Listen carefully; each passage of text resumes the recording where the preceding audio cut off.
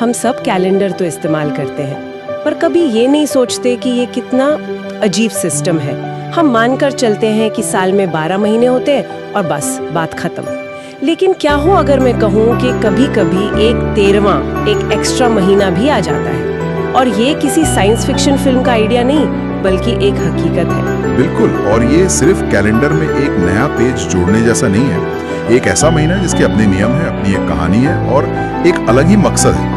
ये समय की एक ऐसी परत है जो अचानक खुलती है और फिर गायब हो जाती है। और आज हम इसी दिलचस्प पहेली को समझने वाले हैं, अधिक मास, जिसे पुरुषोत्तम मास भी कहते हैं। हमारे पास एक लेख है जो खास तौर पर 2026 में आने वाले अधिक मास पर बात करता है। तो हमारा आज का मिशन ये समझना है कि ये एक्स्ट्रा महीना आता कहाँ से है, इसके पीछे का साइंस और कहानी क्या है और हमारी जिंदगी पर इसका क्या असर पड़ता है।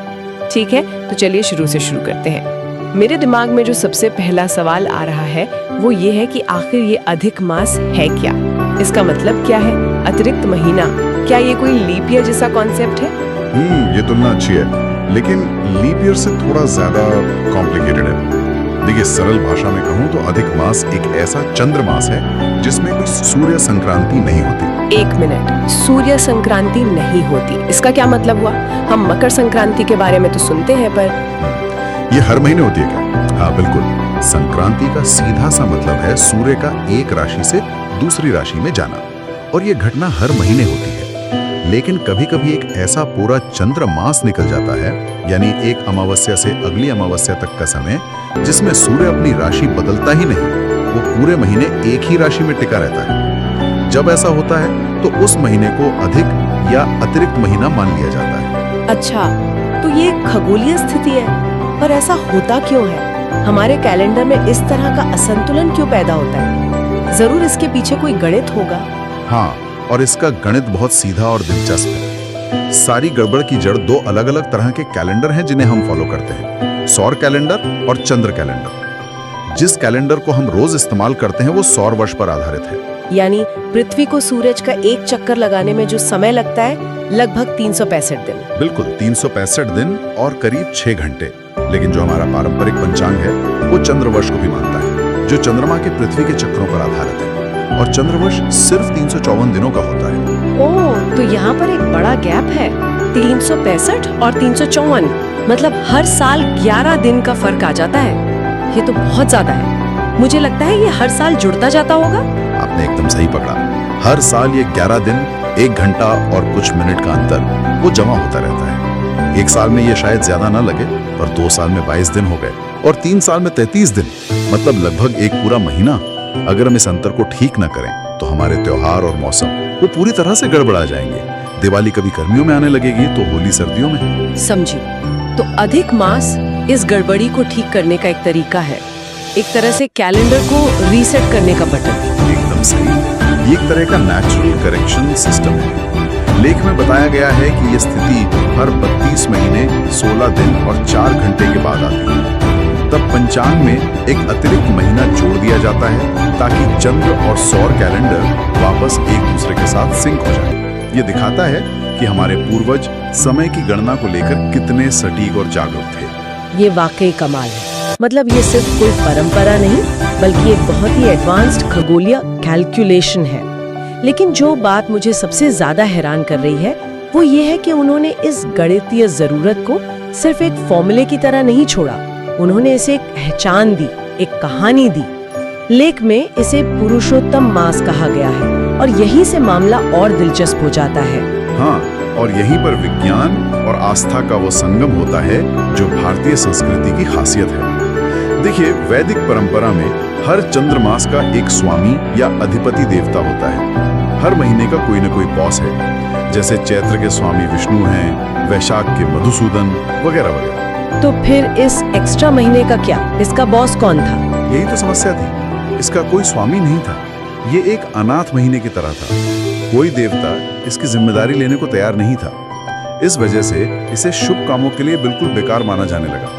कोई शादी ब्याह, गृह प्रवेश या कोई भी अच्छा काम इस महीने में नहीं करता था। इसकी इतनी निंदा होती थी कि लोग इसे मल मास यानी गंदा या अशुद्ध महीना कहने लगे। ये तो बहुत दुख की बात है। एक महीने को सिर्फ इसीलिए बुरा माना जा रहा है क्योंकि उसका कोई स्वामी नहीं है। जाहिर है इस तिरस्कार से अधिक मास खुद बहुत दुखी हो गया। कहानी में बताया गया है कि वो अपनी इस पीड़ा को लेकर भगवान विष्णु के पास गया। उसने अपनी व्यथा सुनाई कि कैसे सब उसकी निंदा करते हैं और उसे अशुभ मानते हैं। तो विष्णु, जो कि इस पूरी सृष्टि के पालनहार माने जाते हैं, उन्होंने क्या किया? भगवान विष्णु को उस पर दया आ गई। उन्होंने उसे एक ऐसा वरदान दिया जिसने सब कुछ बदल दिया। उन्होंने कहा, आज से मैं तुम्हें अपना नाम देता हूँ और तुम्हारे स्वामी मैं स्वयं हूँ। उन्होंने अपने सारे दिव्य गुण जैसे कि कीर्ति, ऐश्वर्य, पराक्रम और भक्तों को वरदान देने की क्षमता, सब कुछ उस महीने को सौंप दिया। वाह, मतलब जिस महीने को कोई पूछ नहीं रहा था, उसे सीधे सृष्टि के पालनहार ने अडॉप्ट कर लिया। ठीक यही हुआ। भगवान विष्णु ने कहा, जिस तरह मैं वेदों और शास्त्रों में पुरुषोत्तम यानी पुरुषों में उत्तम के नाम से जाना जाता हूँ, उसी तरह आज से ये महीना भी पृथ्वी पर पुरुषोत्तम मास के नाम से प्रसिद्ध होगा। और इस तरह एक झटके में मल मास सबसे पवित्र पुरुषोत्तम मास बन गया। ये कहानी अपने आप में अद्भुत है, लेकिन अगर हम एक कदम पीछे हटकर देखें तो क्या ऐसा नहीं लगता कि ये एक बहुत ही स्मार्ट रीब्रांडिंग थी? मतलब आपके पास एक खगोलीय जरूरत है, एक अतिरिक्त महीना जो लोगों के लिए कंफ्यूजन पैदा कर रहा है, तो आपने उसे एक ऐसी कहानी से जोड़ दी कि वो न सिर्फ स्वीकार्य हो गया बल्कि सबसे पवित्र महीना बन गया। आपने बहुत गहरी बात कही। ये सिर्फ रीब्रांडिंग नहीं, बल्कि ये दिखाता है कि कैसे संस्कृति काम करती है। जटिल वैज्ञानिक विचारों को आम लोगों तक पहुंचाने के लिए कहानियों से बेहतर कोई तरीका नहीं है। आप लोगों को 32 महीने, 16 दिन और 4 घंटे का गणित नहीं समझा सकते, लेकिन आप उन्हें भगवान विष्णु की कहानी सुना सकते हैं। ये कहानी उस गणितीय जरूरत को एक आध्यात्मिक मकसद देती है। ये सिर्फ एक कैलेंडर करेक्शन नहीं रह जाता, बल्कि आत्म सुधार का एक मौका बन जाता है। तो इससे इसके नियमों में भी बदलाव आया होगा। अगर ये इतना पवित्र महीना बन गया तो इस दौरान क्या करना चाहिए और क्या नहीं, इसके नियम भी बने होंगे। बिल्कुल, इसका पूरा फोकस बदल गया। चूंकि भगवान विष्णु खुद इसके स्वामी बन गए, तो ये महीना पूजा पाठ, दान पुण्य और आध्यात्मिक कामों के लिए सबसे श्रेष्ठ माना जाने लगा। लेख के मुताबिक इस महीने में किया गया कोई भी पुण्य कर्म अक्षय फल देता है। अक्षय फल, ये शब्द बहुत शक्तिशाली है। इसका क्या मतलब है? अक्षय का मतलब है जिसका कभी क्षय ना हो, जो कभी खत्म ना हो, यानी एक ऐसा आध्यात्मिक निवेश जिसका रिटर्न कभी खत्म नहीं होता। मान्यता है कि इस महीने में किया गया छोटा सा दान भी बहुत बड़े और स्थायी फल देता है। लेख में एक बहुत अच्छी उपमा दी गई है, जैसे राई के छोटे से दाने से पहाड़ जैसा विशाल फल मिल सकता है, वैसे ही इस महीने में किया गया पुण्य कर्म होता है। ये तो हुई उन चीजों की बात जो करनी चाहिए, पर यहाँ एक विरोधाभास है। अगर ये महीना इतना पवित्र और शक्तिशाली हो गया, तो फिर इसमें शादी ब्याह जैसे शुभ काम अभी क्यों नहीं किए जाते? मल मास वाली पाबंदी अभी तक क्यों जारी है? अच्छा, ये एक बहुत अच्छा सवाल है। इसका जवाब इस महीने के दोहरे चरित्र में छुपा है।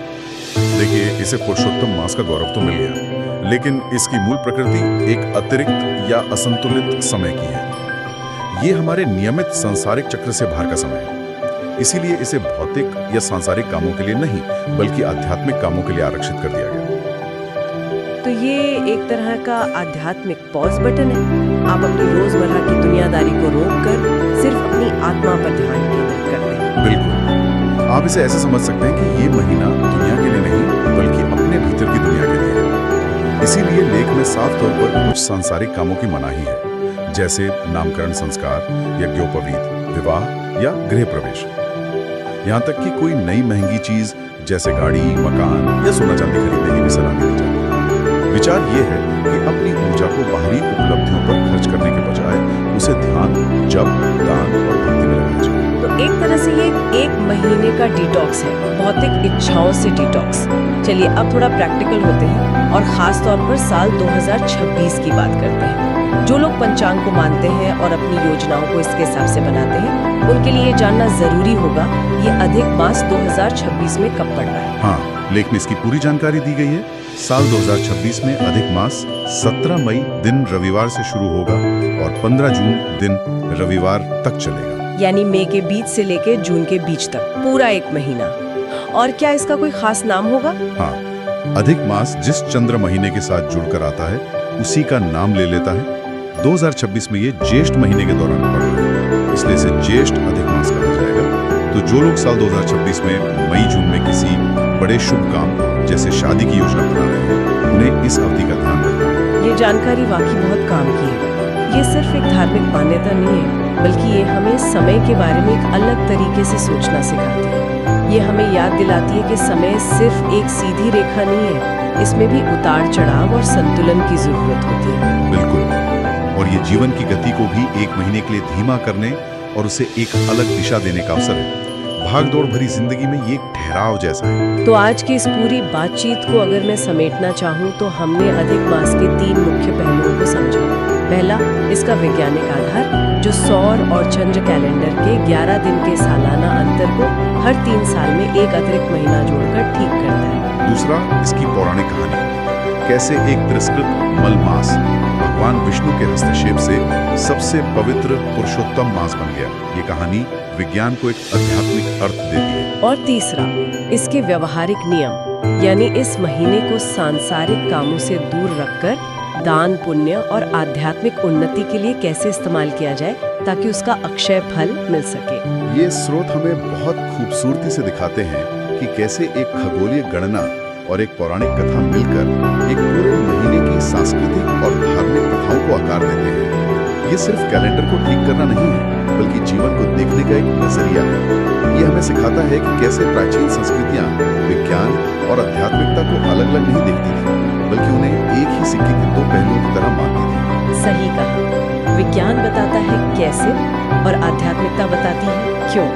और जब ये दोनों मिल जाते हैं तो एक ज्यादा सार्थक तस्वीर बनती है। और ये हमारे लिए एक सोचने वाली बात भी छोड़ जाता है। आज की दुनिया में हम हर चीज को अलग अलग खानों में बांटकर देखते हैं। ये विज्ञान है, ये धर्म है, ये अर्थशास्त्र है। शायद अधिक मास की ये परंपरा हमें याद दिलाती है कि एक ज्यादा समग्र और एकीकृत दृष्टिकोण भी संभव है, जहाँ ब्रह्मांड का गणित और जीवन का अर्थ एक दूसरे से जुड़ा हो। सवाल ये है कि क्या हम अपने आधुनिक जीवन में इस तरह का संतुलन फिर से खोज सकते हैं?